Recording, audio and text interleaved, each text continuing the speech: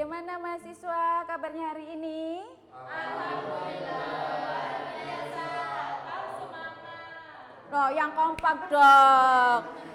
Coba, bagaimana kabarnya mahasiswa hari ini? Alhamdulillah, luar biasa.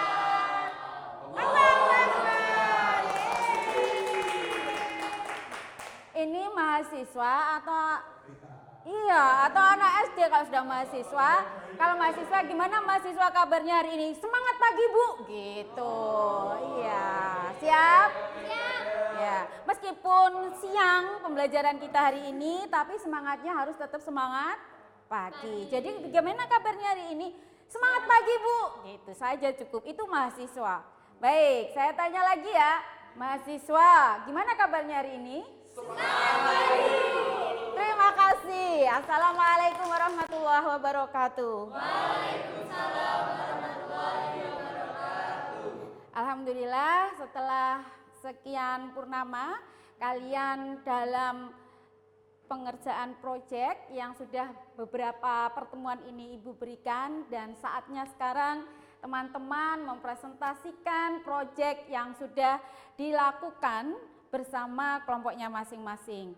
Sebelum proyek ini kita dengarkan presentasinya, mari kita mulai pembelajaran ini dengan berdoa terlebih dahulu. Berdoa dimulai. Berdoa dicukupkan. Teman-teman, pada siang hari ini Ibu akan meminta kalian untuk presentasi terlebih dahulu melalui aplikasi yang sudah Ibu siapkan. Silahkan dikeluarkan HP-nya, silahkan di-scan barcode presentasi yang sudah Ibu siapkan di Google Drive, di Google Form. Terima kasih teman-teman yang sudah hadir pada hari ini dan telah melakukan presensi, dan Ibu ingin memberikan sedikit motivasi untuk kalian sebelum nanti kalian perwakilan kelompoknya presentasi. Kira-kira sudah siap presentasi belum hari ini? Siap. Kelompok 1 siap Bu, sudah. Mantap. Ya, akan kita dengarkan bersama nanti presentasi kelompok 1. Namun sebelumnya karena ini siang hari, kita akan melakukan apa ini namanya ya? Ice breaking. Terus kalau saya lebih ke relaksasi otot saja ya. Kira-kira kalau dipijit kalian suka nggak sih? Tapi saya minta tolong Mas Hendri duduknya sebelahnya Mas Yoga sini. Nah, oke. Kemudian semuanya menghadap ke kanan tangan kalian. Karena ini siang hari pasti kalian sudah mulai lelah. Belakang yang ada di posisi belakang, silakan tangannya ditaruh di pundak depan teman depannya. Dengan hitungan 10 silakan dipijat, suka nggak suka, rasakan rasa cinta getaran pijitan tangannya. 1, 2, 3, 4, 5, 7, 10. Oke. Sekarang berbalik ke sebelah kiri. Silakan yang di belakang tangannya ditaruh di pundak teman depannya. Hitungan 10, 9, 8, 7, 6, 4, 2.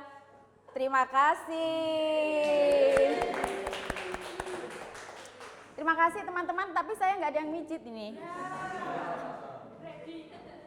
Baik, karena mata kuliah kita adalah mata kuliah pembelajaran untuk calon guru.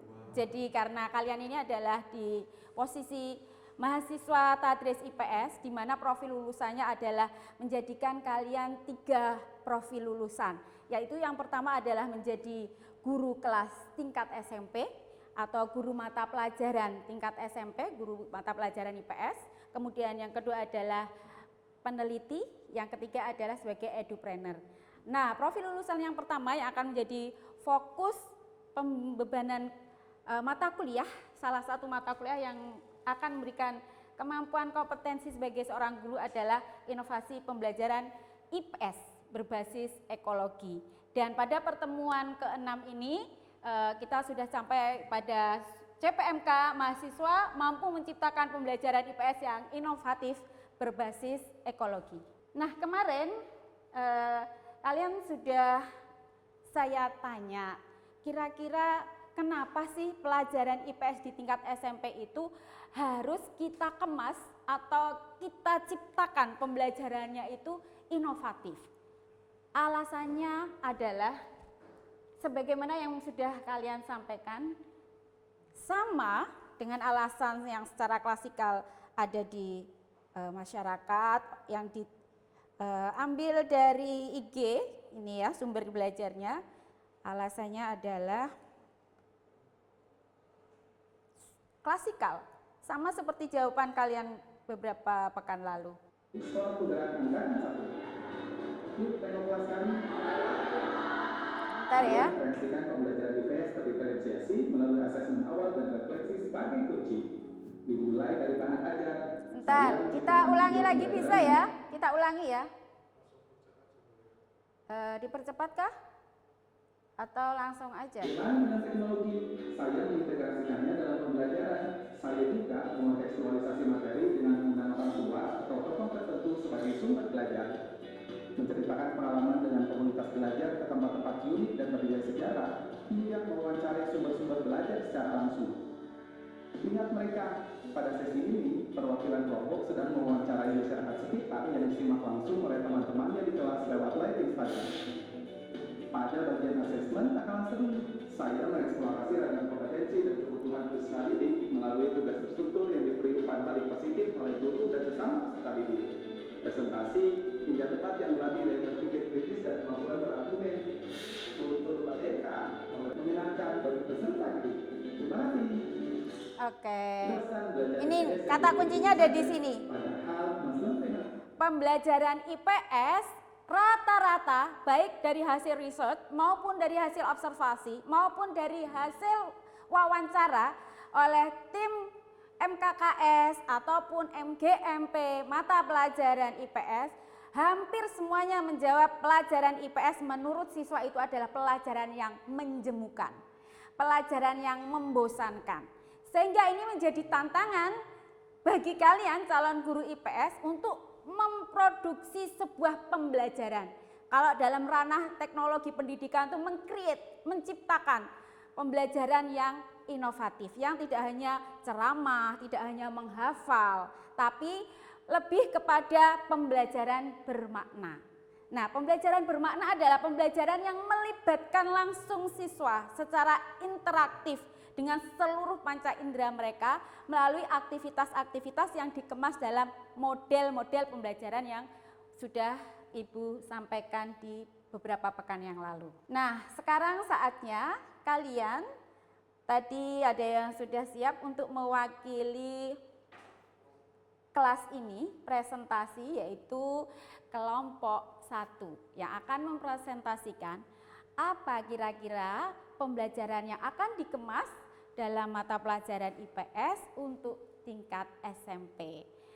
Mari kita panggil Mbak Savana yang akan mempresentasikan model pembelajaran inovatif menurut kelompok 1. Waktu dan tempat dipersilahkan.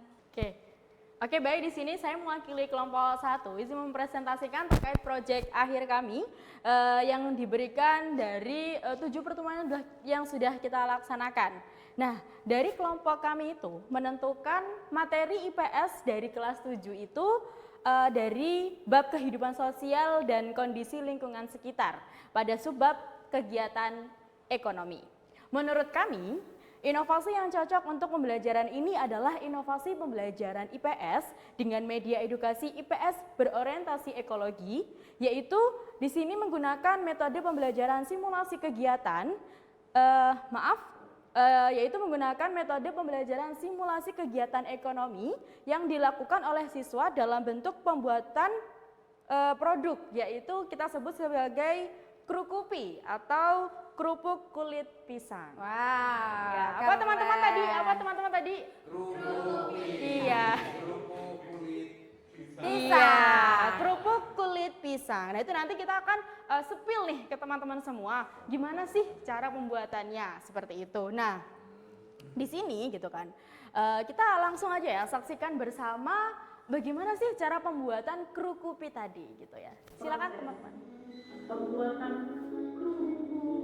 kerupuk kulit pisang.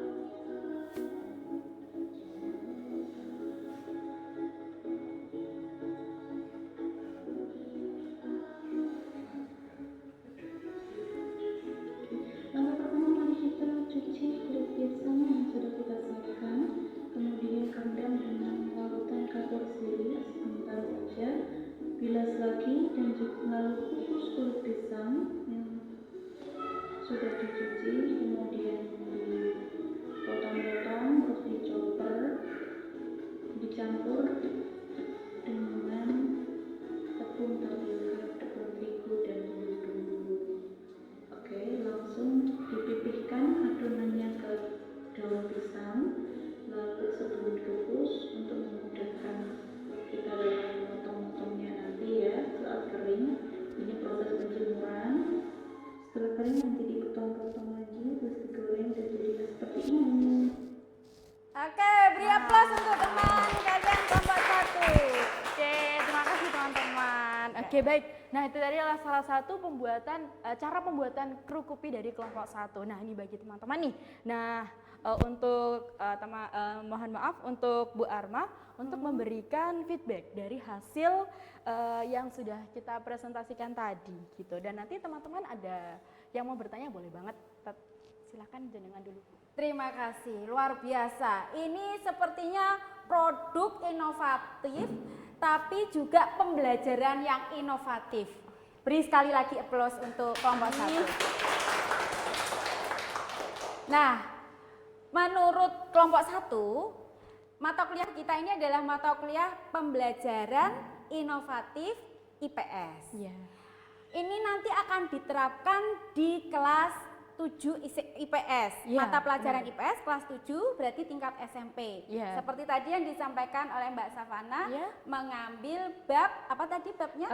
Babnya tadi adalah kehidupan sosial dan kondisi lingkungan sekitar. Dengan subbab kegiatan ekonomi. kegiatan ekonomi. Berarti inovasinya ada saat siswa ada di subbab tersebut, siswa diajak untuk interaktif membuat produk ini. Iya. Nah, padahal di belakang mata kuliah kita itu ada kata berbasis ekologi. Oke, Apakah pada saat kita pembelajaran interaktif dengan melibatkan siswa membuat produk ini sudah berbasis ekologi? Oke. Tentu sudah berbasis ekologi ya Bu, dan juga itu sudah berkelingkungan, berkearifan lokal seperti itu. Di mana di daerah Bojonegoro, nah itu mayoritas masyarakat 80% itu menanam pohon pisang di sekitar rumahnya seperti itu. Betul. Dan pohon pisang tersebut dari pohon pisang tersebut, masyarakat itu baru memanfaatkan buah pisang dan daunnya untuk kebutuhan mereka seperti itu. Nah, dengan adanya inovasi produk yang sudah kami sampaikan, Ya. gitu, produksi turunan dari bahan baku pisang, maka diharapkan siswa itu bisa memiliki keterampilan mengelola sampah atau dalam hal ini itu kulit pisangnya. Oke. Nah, itu menjadi lebih bernilai daripada hanya dibuang saja. Oke, berarti ini krukupi Ya. adalah dari buah pisang Ya. yang selain buah pisangnya dimanfaatkan, dikonsumsi, kulitnya juga dimanfaatkan untuk dibuat makanan turunan. Iya, Luar seperti biasa. itu. Beri aplaus. Dan tentunya ini akan menjadikan pengalaman dan inovasi serta wawasan baru bagi siswa-siswa SMP. Begitu Iya. yang diharapkan ya? Iya. Wah, presentasi yang luar biasa.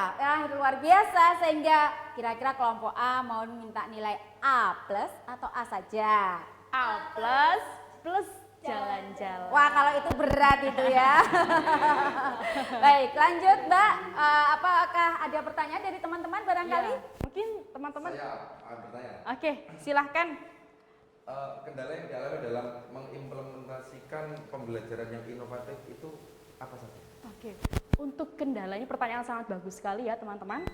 Dalam produksi inovasi pembelajaran kali ini, gitu kan, kendalanya tuh ada di waktu dan juga biaya seperti itu. Jadi untuk siswa itu harus lebih kita harus tahu gitu siswanya itu waktu yang paling senggang untuk mereka tuh kapan, dan kita harus manage biaya yang paling bisa mereka keluarkan tuh berapa gitu. Jadi kita harus mengetahui gitu kelebihan dan kekurangan siswa tersebut. Oke, beri aplaus untuk kedua penanya dan yang beri jawaban. Baik Mbak, silakan ditutup dulu presentasinya. Oke, itu tadi apa yang bisa kelompok kami sampaikan. Kurang lebihnya kami mohon maaf. Terima kasih dan sampai jumpa di pertemuan selanjutnya. Baik, terima kasih Mbak Safana dan tim. Alhamdulillah sudah terpresentasikan proyek pertama dari kelompok 1. Berhubung ini ada berapa waktu lagi ya? Oh, kurang 5 menit lagi Ibu akan menutup pembelajaran kali ini. Namun izinkan Ibu akan mengambil kesimpulan dulu dari hasil paparan atau presentasi kelompok 1 dan jawaban terkait dengan pertanyaan kalian, yaitu yang diwakili oleh Mas Hendra, bahwa pembelajaran yang inovatif itu tentu saja pembelajaran yang membutuhkan effort lebih, baik energi, baik waktu, baik biaya. Iya. Oleh karena itu, kenapa nanti kalian sebagai calon guru mulai awal pembelajaran, yaitu tentunya di awal semester, harus sudah membuat perencanaan yang matang dalam satu semester itu. Dengan melihat setiap kajian-kajian materinya, kalau di SMP itu namanya tema, ya. Kajian materinya itu diklasifikasikan dalam bentuk tema 1, tema 2. Kalau kita biasa mengistilahkan bab 1, subbab, dan seterusnya. Nah, kira-kira dari kajian-kajian yang terorganisasi dalam tema atau bab itu yang paling memungkinkan untuk kita ambil model pembelajaran interaktifnya yang mana? Sehingga tidak semua pembelajaran itu semua menggunakan model pembelajaran yang interaktif gitu ya. Oleh karena itu saya berharap ini nanti diterapkan benar-benar di semester 6, karena nanti kalian semester 6 akan PLP ya. Dan mohon di manage tentang bagaimana implementasinya seperti pertanyaan Mas Hendra tadi. Apakah nanti ini bisa diterapkan di sekolah tempat PLP kalian? Karena karakteristik lingkungan atau sekolah, karakteristik siswa maupun karakteristik materi pembelajaran itu menjadi hal utama untuk kita implementasikan pembelajaran yang interaktif. Baik, sebelum kita akhiri, barangkali ada pertanyaan lagi dari teman-teman? Sepertinya cukup, Bu. Alhamdulillah, karena sudah siang kayaknya sudah pada lapar ini ya. Tidak ya? Kalau tidak, mari kita tutup saja dengan doa. Berdoa mulai. Alhamdulillahirrabbilalamin. Istighfar, astaghfirullahaladzim, doa penutup majelis, subhanakallahumma wa bihamdik, asyhadu alla ilaha illa anta, astaghfiruka wa atubu ilaik. Dari saya, wassalamualaikum warahmatullahi wabarakatuh.